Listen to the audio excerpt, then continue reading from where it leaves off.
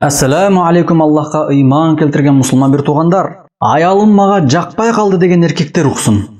Аллах Таала ыйык Құранда еркектерге насаат қылып айтады: «Ваашируһунна бил маъруф, фа ин карихтумухунна фа аса ан такраху шай'a ва ядж'алаллаху фихи хайран касира». Аялдарыңар менен ынтымақта жашағыла. Егер аларды жаман көріп қалсаңар, анда сабыр қылғыла. Балким Аллах силер жаман көрген нерседе көптөгөн жакшылыктарды кылган чыгар. Ниса сүрөсү 19 аят.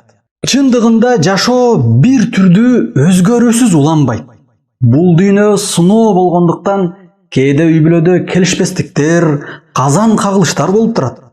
Эгерде аялыңдын бир мүнөзү жакпаса, анда анын сага жаккан 10 түрдүү мүнөзүн изде. Мисалга алып айтсак, аялыңдын көп сүйлөгөнү жакпаса, анда анын даамдуу тамак жасаганын, өзүн таза, тыкан алып жүргөнүн эстеп, ага сабыр кылгын.